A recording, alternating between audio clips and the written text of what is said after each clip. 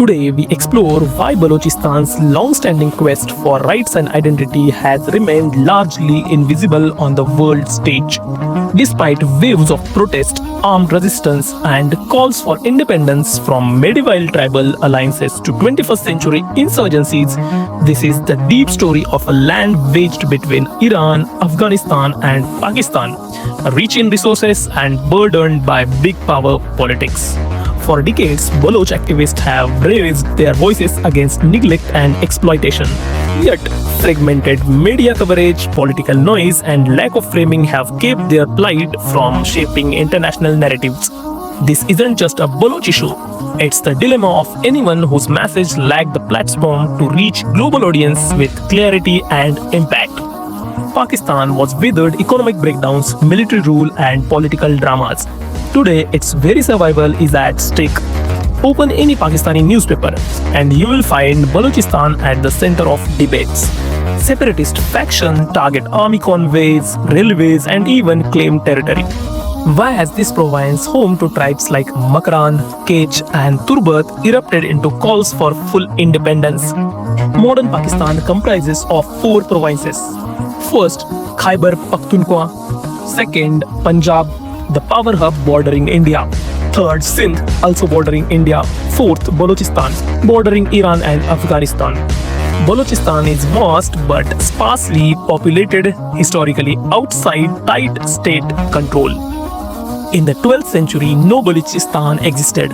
Scattered tribal groups, Makran, Sistan, Turbat, each led by their own sardars. In 15th century, a charismatic figure, Mir Jalal Khan, united 44 tribals into an alliance, the first embryonic from Baloch unity. His descendants, Rain, Lashari, Korai, and Chutoi, placed their names on villages that still exist today: Rendabad, Korai, Chatoi, etc. By the 17th century, tribal leaders looked to the great empires around them, Safavid Iran and Mughal India, and sought a centralized authority. They crowned Mir Ahmad Khan as Khan of Kalat, marking the first state-like entity in the region.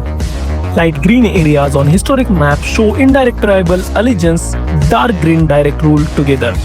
The Khanate of Kalat, the foundation of modern Balochistan. In 1749, Mir Nasir Khan succeeded his grandfather and expanded the Khanate's institutions, a standing army of 25,000 soldiers, camel, corps, and a council of tribal sardars acting like a parliament. This period is celebrated as the golden age of Kalat. By the early 19th century, the British and Russian Empire vied for Central Asia. Britain, ruling undivided India, feared Russian advances through Afghanistan. When the Sikhs refused passage, the British turned to Kalat. In 1839, they signed a lease with the Khan of Kalat, securing the Bolan and Kojak passes into Afghanistan. But local tribes resisted. Ambushing British troops in retribution, the British deposed Mir Mehrabba Khan and installed a puppet ruler, tightening control over British Balochistan. Despite British military presence in the pink-shaded leased areas, the main green-shaded Khanate remained nominally independent. Treaties in 1876 and subsequent agreements confirmed Kalat's status.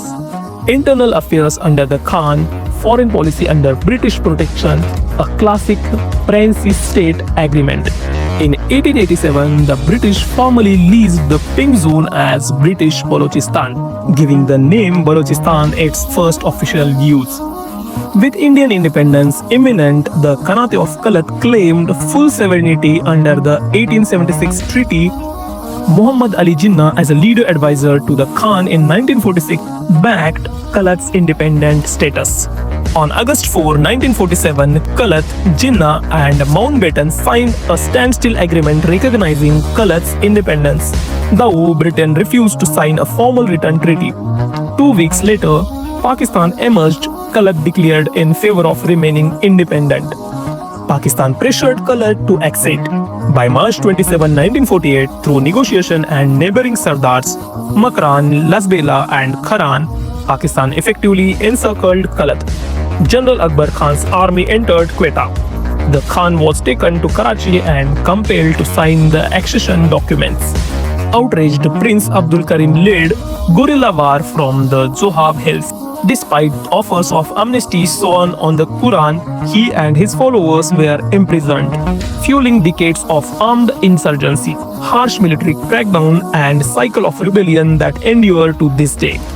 Balochistan's story is one of the tribal unity, colonial maneuvering, and persistent struggle for self-determination.